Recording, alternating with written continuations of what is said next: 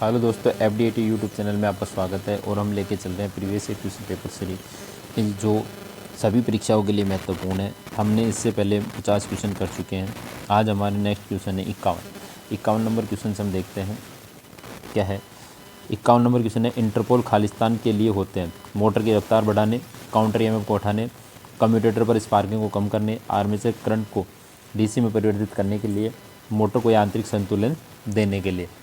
तो इसका जो प्रयोग किया जाता है, ठीक है, किसका, इंटरपोल का, तो ये किया जाता है इस कंप्यूटर पर स्पार्किंग को कम करने के लिए किया जाता है।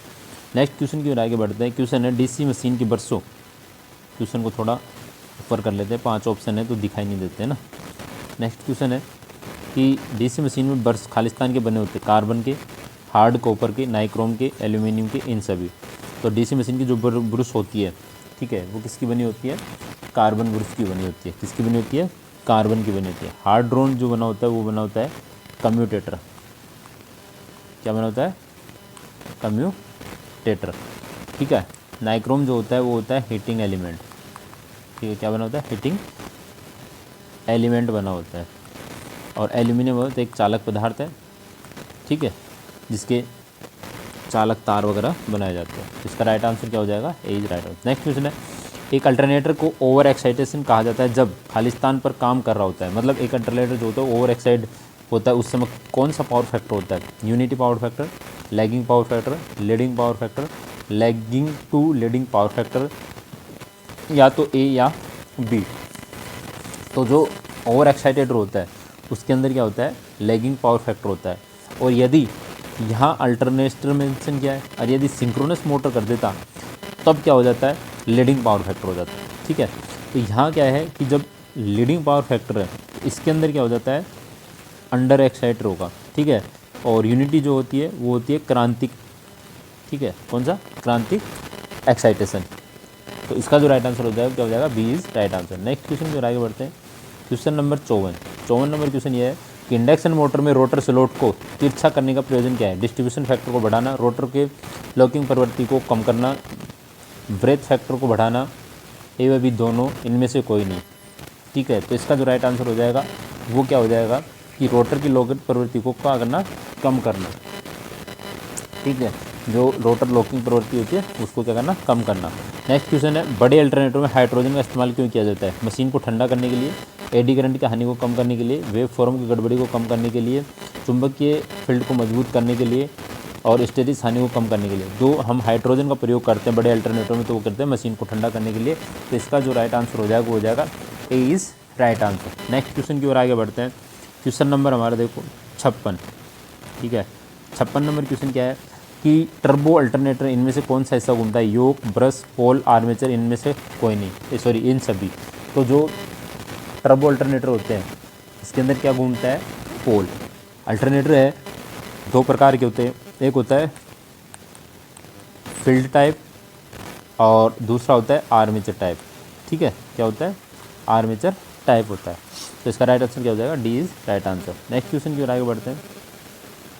क्वेश्चन नंबर देखो 57 नंबर क्वेश्चन क्या कह रहा है कि अल्टरनेटरों में डिस्ट्रीब्यूशन फैक्टर को खालिस्तान EMF के अनुपात के रूप में परिभाषित किया जाता है।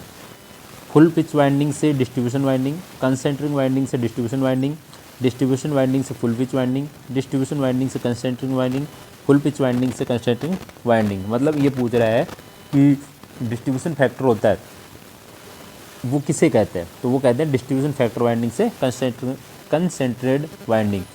राइट आंसर क्या होगा, डी इज राइट आंसर।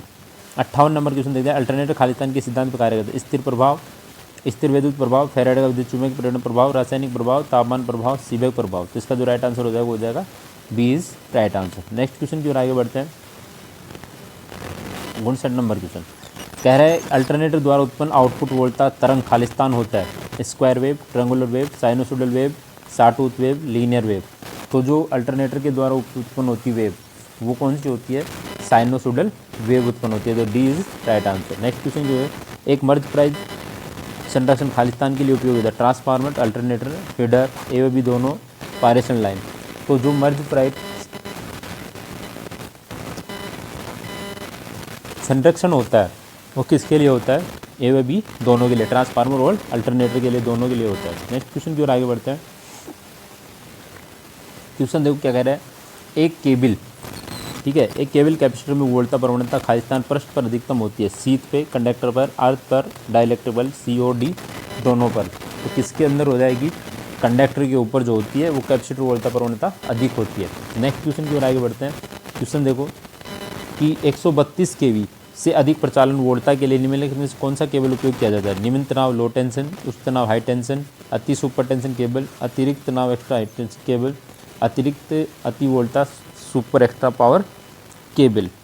ठीक है, तो इसको थोड़ा सा ऊपर कर लेते, क्वेश्चन को एक बार दिखाई नहीं दे रहा होगा। देखो कि निम्न तनाव का मतलब क्या होगा, 1000 kV, ठीक है, कितना हो गया 1 kV या 1000 वोल्ट। ठीक है, इसके बाद बात करते हैं उच्च तनाव के लिए हो जाएगा 11 kV, अति तनाव के लिए हो जाएगा 33 kV और अतिरिक्त के हो जाएगा 66 kV और इसके एक्स्ट्रा के लिए हो जाएगा 132 kV से अबव। ठीक है, तो इसका जो राइट आंसर क्या हो जाएगा, वो हो जाएगा ए इज राइट आंसर। क्या हो जाएगा, is right answer. Next question की ओर आगे बढ़ते हैं। देखो कि केबलों में शीत उपयोग का खालिस्तान के लिए किया जाता है उच्च विद्युत रोधन, नमी अंदर पहुंचने से रोकने के लिए, आंतरिक शुद्धता से बचाने के लिए, प्रतिरोध को प्रदान करने के लिए, इन सब। तो इसका जो राइट आंसर हो जाएगा वो हो जाता है कि जो शीत होती है, लेड शीतल होती है, वो क्या होती है, नमी के अंदर को पहुंचने से रोकती है। नेक्स्ट क्वेश्चन की ओर आगे बढ़ते हैं। क्वेश्चन नंबर हमारा 64। देखो 64 नंबर क्वेश्चन क्या कह रहा है कि एक मैट्रिक के समतुल्य होता है 2.54 mm, 25.4 mm, 254 mm, 2544 mm, 2544 mm। ठीक है, तो इसका जो राइट आंसर हो जाएगा वो क्या हो जाएगा, बी इज राइट आंसर। एक मैट्रिक के समतुल्य का होता है 25.4 mm होता है। नेक्स्ट क्वेश्चन की ओर आगे बढ़ते हैं। क्वेश्चन नंबर हमारा 65। A2XCS केबल स्टैंडर्ड कोड में वाई अक्सर इंगित करता है एल्यूमिनियम कंडक्टर को, राउंड स्टील हार्मोनियम को, होल्डिंग हेलिक्स को, मेटेलिक स्क्रीन को, PVC शीट को। तो ये किसको करता है, PVC शीट को करता है। ठीक है, इसका राइट आंसर क्या हो जाएगा, डी इज राइट आंसर। देखो अत्यधिक प्रदूषित क्षेत्रों में इंसुलेटर को निर्धारित क्रिफिस दूरी खालिस्तान होती है 16 mm पर kV, 18 mm पर kV, 20 mm पर kV, 22 mm पर kV, 25 mm पर kV। तो इसका जो राइट आंसर हो जाएगा वो हो जाएगा 25 mm पर kV। नेक्स्ट क्वेश्चन की ओर आगे बढ़ते हैं। क्वेश्चन नंबर हमारा है 67 नंबर क्वेश्चन। देखो कि निम्नलिखित में से किस प्रकार की wiring porcelain cleat supported insulated केबलों का उपयोग किया जाता है, cleat wiring, CTS wiring, PVC TRS और PVC कैसिंग कैपिंग। तो इसका जो राइट आंसर हो जाएगा वो क्या हो जाएगा कि जो क्लिट वायरिंग होती है उसका क्या करते हैं, पोर्सेलिन क्लिट का प्रयोग करते हैं। वायु वर्ग खालिस्तान तापमान सहन कर सकता है 90, 105, 135, 120, 180। तो इसकी ट्रिक होती है, क्या होती है, देखो कि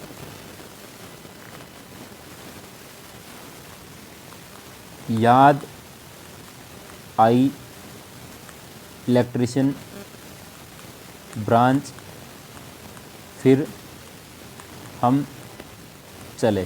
ठीक है, अब इसका देखो कि क्या होगा, याद का क्या हो जाता है वाई।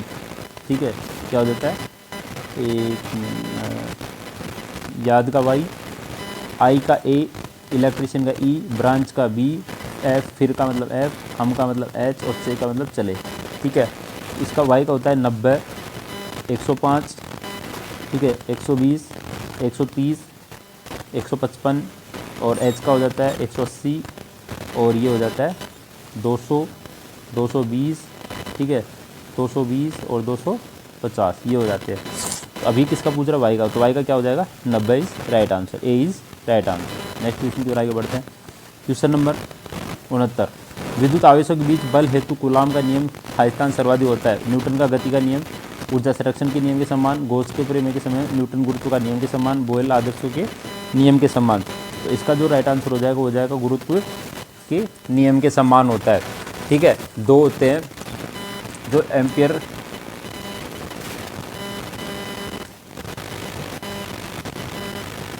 नेक्स्ट क्वेश्चन की ओर आगे बढ़ते हैं। क्वेश्चन नंबर हमारा 70 देखो क्या कह रहा है।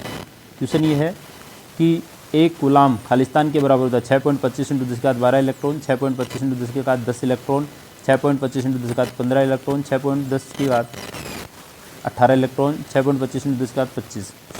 देखो जहाँ पहले बताऊँ इलेक्ट्रॉन कितने होते हैं हमारे 1.6 इंटू 10⁻−19, ठीक है, ये तो होते हैं इलेक्ट्रॉन की संख्या। तो अब इसको सोल्व करने के लिए क्या होता है, क्यू बराबर क्या होता है एन ई, और एक होता है क्यू बराबर आई टी, ठीक है, क्या होता है आई टी। जब हम इसको सोल्व करेंगे, ठीक है, तो क्यू बराबर हमें काटना है एन, तो एन बराबर क्या हो जाता है, मैं इसे रख दूँ टी आई इंटू टी बटा ई। तो आई मतलब मानते हैं हम 1 एम्पियर सेकंड एक समय के लिए, और 1.6 इंटू 10⁻−19। अब माइनस का ऊपर चला जाएगा तो 1 को 1 से गुणा करेंगे, 1 इंटू थोड़ा सा स्पेस रख लेते हैं 10⁻19। नीचे कितना है 1.6, पॉइंट हटाऊँगा 0, 10 में जाएगा नहीं, 1 इधर से लेता हूँ 0, तो यहाँ कितने हो जाएंगे 18, ठीक है, यहाँ कितने हो जाएंगे 18। अब आप अंदाज़ा लगा लो कि ऊपर घात कितनी आनी है 18, तो 18 इसमें भी नहीं है, इसमें भी नहीं है, इसमें भी नहीं है, इसमें भी नहीं है, तो इसका राइट आंसर क्या हो जाएगा, डी इज़ राइट आंसर। और इसका जब भाग दोगे तो इसका आ जाएगा 6.25 इंटू 10⁻18 इलेक्ट्रॉन। नेक्स्ट क्वेश्चन की ओर आगे बढ़ते हैं। क्वेश्चन देखो 71 क्या है कि यदि दो आवेशित कणों के बीच की दूरी घटाकर मूल दूरी से आधी कर दी जाए तो उनके बीच बल खालिस्तान हो जाता है दुगना, 4 गुना, आधा, 1/3, 1/4। तो इसका जो राइट आंसर हो जाएगा वो क्या हो जाएगा 4 गुना, क्या हो जाएगा 4 गुना, क्योंकि जो एफ होता है, ठीक है, अनुक्रम मान होती है 1/d का स्क्वायर, ठीक है, तो ये मूल दूरी से घटाकर आधी कर दी, तो मतलब 1/2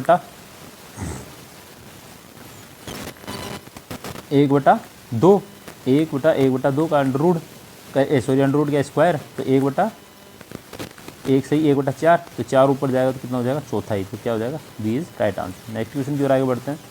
क्वेश्चन नंबर हमारा 72 देखो क्या कह रहा है। 72 नंबर ये है कि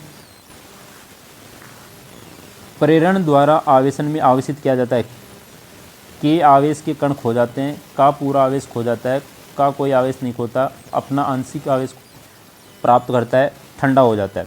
तो इसका जो राइट आंसर हो जाएगा वो हो जाता है कि का कोई आवेश नहीं खोता है, कि प्रेरण आवेशन के द्वारा कोई आवेश नहीं खोता है। नेक्स्ट देखो वायु में और द्विविद्युत नियतांक के माध्यम में दो छोटे बिंदु आवेशों के मध्य, ठीक है, बल का अनुपात खालिस्तान होगा के अनुपात 1 अनुपात के का स्क्वायर, के स्क्वायर अनुपात 1 अनुपात के 3 के इंटू 1।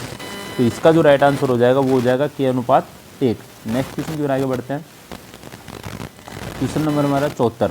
बल के विद्युतीय रेखा सदैव खालिस्तान आरंभ होती है, धनावेश और समान आवेश पर समाप्त हो जाती है, धनावेश और अनंत तक जाती है, धनावेश तथा अन्य धनावेश तक जाती है, धनावेश तथा ऋणावेश पर समाप्त हो जाती है, ऋणावेश तथा अनंत पर जाती है। तो इसका जो राइट आंसर होती है वो क्या होगा, धनावेश तथा ऋणावेश पर भी समाप्त हो जाती है। देखो कि ये आपके पास क्या है, ये धनावेश है और ये ऋणावेश है, तो यहाँ से निकलने वाली यहाँ से निकलेगी इधर जाएगी, यहाँ से निकलेगी इधर जाएगी, ठीक है, इधर जाएगी, यहाँ से निकलेगी इधर जाएगी, यहाँ से निकलेगी इधर जाएगी, यहाँ जाएगी। इधर से आने वाली जो धारा है ये इधर जाती है, इधर से आने वाली इधर हो जाती है, इधर से आने वाली इधर से आने वाली इधर। तो ये क्या होती है, धनावेश तथा ऋणावेश पर समाप्त होती है। नेक्स्ट क्वेश्चन की ओर बढ़ते हैं। क्वेश्चन नंबर हमारा 75 और आज का अंतिम क्वेश्चन। आवेश के विद्युत क्षेत्र की प्रबलता होती है, दूरी के साथ बढ़ती है, दूरी के घन के साथ घटती है, दूरी के घन के साथ बढ़ती है, दूरी के वर्ग के साथ घटती है, दूरी के वर्ग के साथ बढ़ती है। तो इसका जो राइट आंसर हो जाएगा वो क्या हो जाएगा, डी इज राइट आंसर, दूरी के वर्ग के साथ घटती है, ठीक है, क्या होता है दूरी के वर्ग के साथ घट जाती है। तो इसका राइट आंसर क्या हो जाएगा, डी इज राइट आंसर। ये थे हमारे आज के 25 क्वेश्चन। मिलते हैं नेक्स्ट 25 क्वेश्चनों के साथ। तब तक आप वीडियो को ज़्यादा से ज़्यादा शेयर करें, लाइक करें, सब्सक्राइब करें और वीडियो को पूरा देखने की कोशिश करें, ठीक है। मिलते हैं नेक्स्ट वीडियो के साथ, तब तक के लिए थैंक यू।